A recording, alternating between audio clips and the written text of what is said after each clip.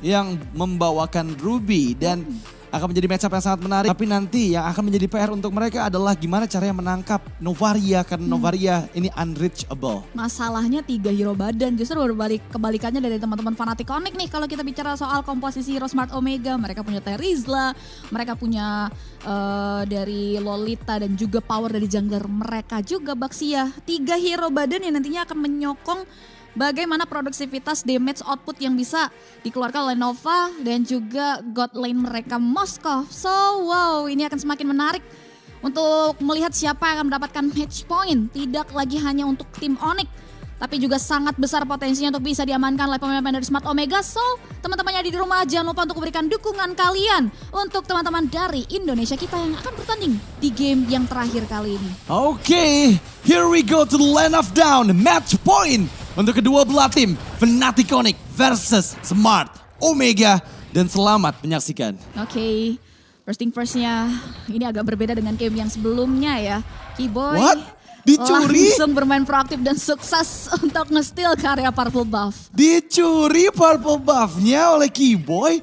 Karena retributions dari Andoryu digunakan di awal dia mulai ke arah purple buff. Dan ini akan menjadi efek domino. Karena Kairi lihat langsung ke lava golem. Kairi udah level 3, dia siap untuk team fight. Keyboy memang kehilangan cukup banyak HP tapi lava golem sepertinya harus dilelakan ke arah Fnatic Onyx. Udah, mereka coba untuk maksimalin power early-nya yang mereka cari ya. Karena keunggulan dari Fnatic Onyx adalah mereka bisa menciptakan damage lebih awal. That's why itu yang bakal coba untuk maksimalkan. Tapi ada tabrakan ke Kairi. Wah, ini masalahnya Kairi kehilangan banyak HP dan untungnya Enhanced Sword bisa dia gunakan untuk escape dari sergapan 3 player Smart Omega. Early game yang biasanya dipegang oleh Baxia kali ini jatuh ke tangan Julian.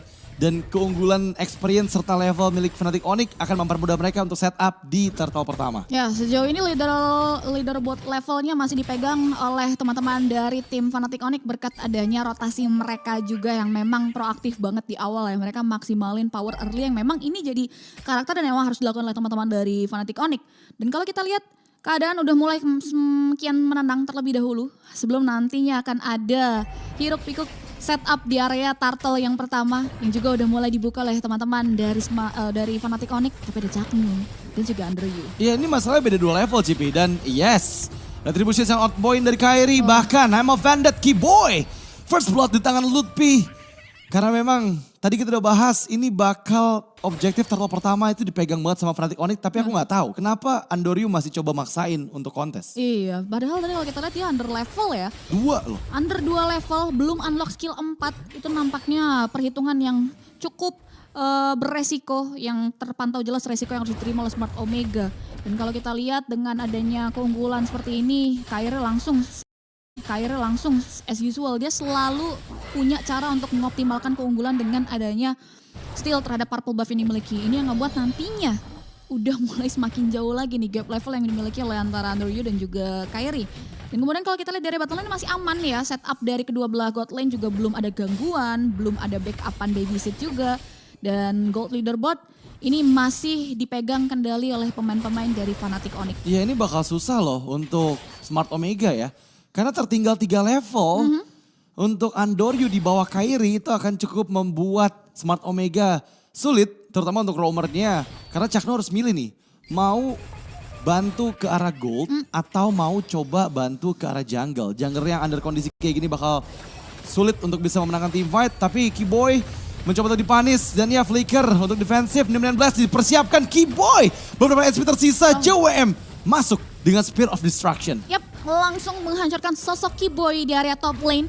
Yang bahkan kalau kita lihat head to head antara jungler dan juga roamernya ini ada gap ya. Tapi dengan adanya poin tersebut nampaknya Andoryu perlahan coba untuk mengejar ketertinggalan. Meanwhile di area top lane. Wah, itu Ryota meskipun dia punya pasif dari Terizla, nggak bisa sih nahan damage yang begitu masif dari Suns dan juga Kairi.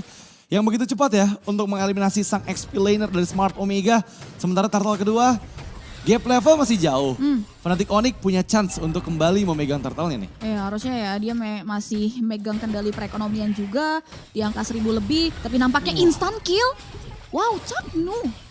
hilang seketika di 1v3 atau 4 situation tadi. Dan itu yang kemudian langsung dilakukan keunggulannya oleh teman-teman dari Fnatic Onyx untuk convert ke area turtle dan invade ke area jungle. Ya ini udah susah sih jujur ya, meskipun tadi ada nafas untuk Smart Omega di mana mereka mempanis keberadaan dari Keyboy. Tapi sejauh yang aku bisa bilang, Fnatic Onyx masih menang dari segala sisi. Ya. Dari XP, dari Gold, dari Roam, Jungle semuanya masih menang experience. Dan oke, di bagian bottom lane ada diversion yang dipersiapkan. Suns masih bisa escape, lari dari pertikaian. 19 dipersiapkan, Kairi terkena efek stun, backupan datang. Cewek masuk dengan Lycan Pounce, flicker to defensive. Dan itu apa Ryota? Terkaget-kaget penalty zone yang gagal connect. Dan dia pun tersenyum. Oke, nggak apa-apa. Nggak lihat. Tapi yang pasti yang membuat kita tercengang adalah inisiasi Suns. Sorry. Yang tiba-tiba mengghosting kita semua di tengah-tengah kerumunan. Tapi nampaknya pertikaian belum berhenti sampai di situ. Di batu Wow, cewek mencoba dipanis. I'm offended memang dikeluarkan untuk bisa menyelamatkan nyawa dari cewek. Gak berhasil mendefense outer turret bottom lane. Tapi kali ini Fnatic Onyx mereka dikejar ketertinggalan yang ada. Lutfi. Terpaut 2.500 gold, Lutfi sudah mulai join dengan curtains call yang dibuka. Lutfi menahan semua damage yang masuk, Ryota. Satu bar HP tersisa, masih cukup tanky untuk bertahan. Oke, setidaknya ada mirroring yang bisa dimaksimalkan oleh Lutfi ya. Di sela-sela kekosongan Ryota yang tadi melakukan rotasi ke area bottom lane. Satu auto turret di area bawah, ditukar dengan adanya top lane turret yang dimiliki oleh Smart Omega Philippines. Dan keadaan kembali menenang. Kali ini mereka coba untuk nurunin sama-sama temponya sebelum melakukan setup lagi ke area objektif yang mereka inginkan. Yang mungkin akan mengarah ke area turtle terakhir. Dan pertukaran posisi justru dilakukan oleh Smart Omega ya. Iya. Dan menariknya belum nih dari Fnatic Onyx. Ini udah gak sehat sih untuk Andoryu ya. Karena tadi kita lihat ada perbedaan 4 level. Sekarang Kairi menuju ke level 11-nya. Sementara baru saja Andoryu menyentuh level 7. Turtle ketiga, chance bisa diambil sama Smart Omega sangat kecil. Ryota sudah ada di bagian bawah menandakan bahwa mereka melepaskan turtle-nya. Karena gak ada Terizla bakal cukup sulit untuk bisa memenangkan team fight. Tapi dengan adanya 5 member dari Fnatic Onyx mereka kayak bersiap nih untuk menangkap siapapun yang terlihat di dalam vision. Dan ada diversion, conceal play, Ryota yang ditarget. Memang terekspos, tapi sepertinya Ryota masih cukup aman. Penalty zone dibuka, Ryota escape, I'm offended. Yang dibuka oleh seorang Keyboy. Spirit of Desert yang connect, tapi Chaknu maju ke arah bagian depan dengan nomen setup. Malah Kairi yang terpanis, Keyboy masih aman dengan 2 bar HP yang tersisa dan backupan dari Suns. Masih bisa memukul mundur semua member dari Smart Omega cewek mengaktifkan Wolf Transformations-nya. Dan ya kembali disengage tanpa ada korban jiwa dari Smart Omega. Wow, Fnatic Onyx nampaknya setup diversion, conceal play, dan I'm offended bahkan yang dibuka oleh seorang Keyboy justru menjadi malapetaka. Sosok jungler mereka hilang untuk tidak ada pertukaran. Dan ini jadi nafas tambahan tentunya untuk pemain-pemain dari Smart Omega untuk bangkit, nge-secure dan mengambil celah. Dan ini yang tidak baik buat teman-teman dari Fnatic Onyx yang udah mulai kian harus berhati-hati dengan adanya power dari pemain-pemain Smart Omega. Mengingat ini menit ke-7 harusnya udah ada beberapa item yang menyokong juga nih dari bagaimana deal damage. Dan lihat bagaimana cewek di area bottom lane dan juga Suns. Wah ini bahaya sih karena lihat Andoryu langsung mengunci pergerakan dari seorang cewek dan gak bisa untuk diselamatkan. Memang ada Keyboy dengan nama Vended, satu member tertarik, Ryota di sana. Kehilangan banyak HP tapi Chaknu masih aman dengan adanya JWM dan juga Ukir sebagai damage dealer utama dari Smart Omega membuat Fnatic Onyx sekarang hanya terpaut 1.500 gold saja. Ini yang namanya sedikit-sedikit jadi bukit loh. Fnatic Onyx benar-benar harus hati-hati akan hal tersebut. Mid lane turret berhasil diamankan tapi Suns harus hilang serta inner turret di area bottom lane. Tapi nampaknya akan ada counter setup.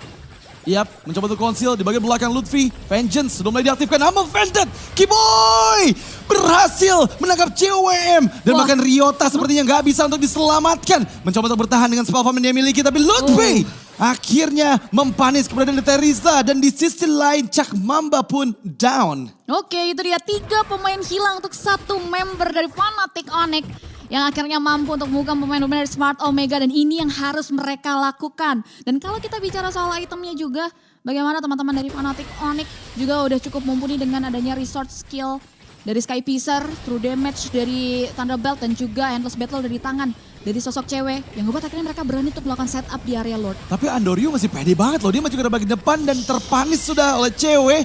Lutfi menahan JWM, gak bisa dibiarkan untuk mendekat ke area bagian Lord. Dan Lord pertama disecure dengan aman oleh Fnatic Onyx. Dan kali ini, lihat, ini udah kembali dipegang oleh Fnatic Onyx. Dengan Lord yang baru didapatkan, 1.200 gold mereka pegang sebagai keuntungan dari teamfight barusan. Iya, itu dia. Keunggulan yang bisa dimaksimalkan masih ada di tangan anak-anak Fnatic Onyx tentunya.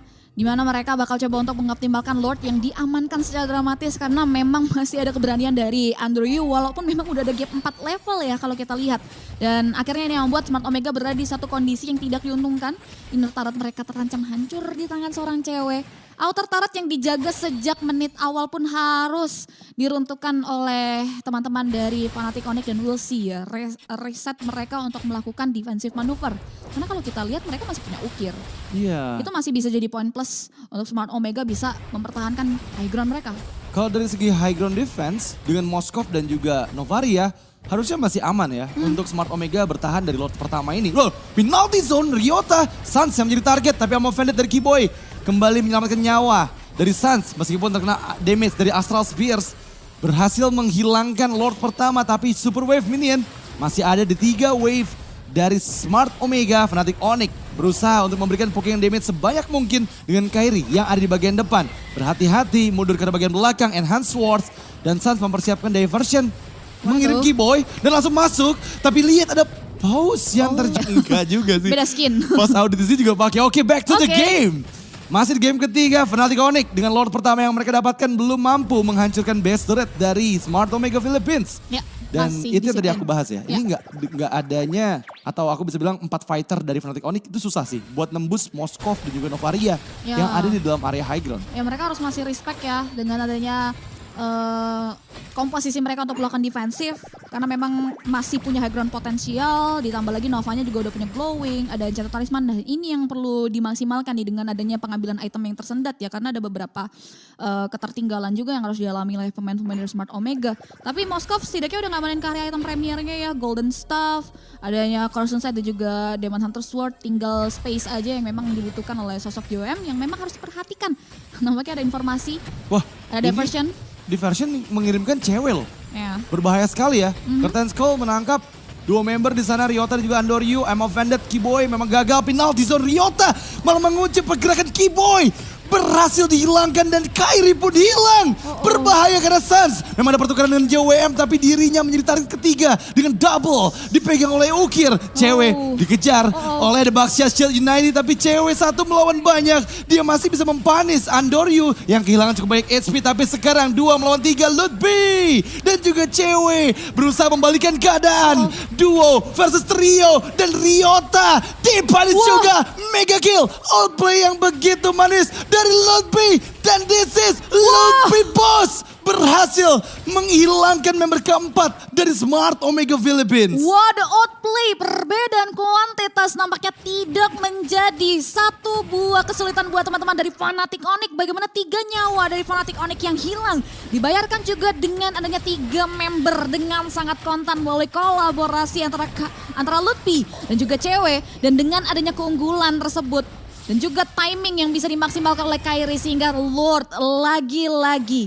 presentasi dipegang oleh pemain-pemain dari Fnatic Onyx. Ini Lord yang berbeda, harusnya Lord yang sudah enhance. Iya, karena udah di atas menit 12 juga ya. Tapi tadi momentum bagus banget sih. Asli. Ketika Baxia dari Andoryu kehilangan setengah HP-nya, itu membuat movement speed boost untuk cewek. Ya, Sehingga cewek juga susah buat dikejar, dia bisa berlarian dengan wolf formnya dan membalikkan keadaan. Karena Sky Piercer yang aktif dari cewek bisa mempanis langsung Andoryu meskipun kita lihat tadi HP-nya masih ada 3 atau 4 bar HP ya.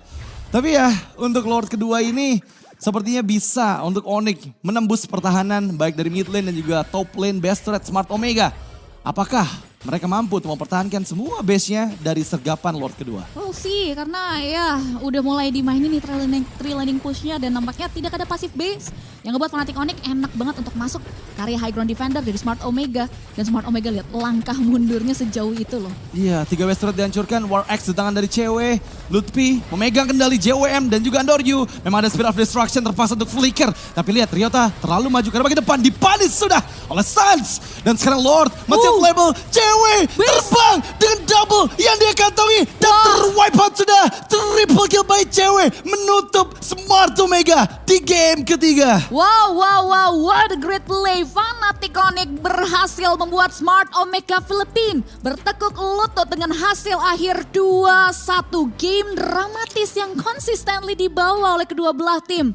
Mampu untuk membuat kita semua tercengang, apalagi di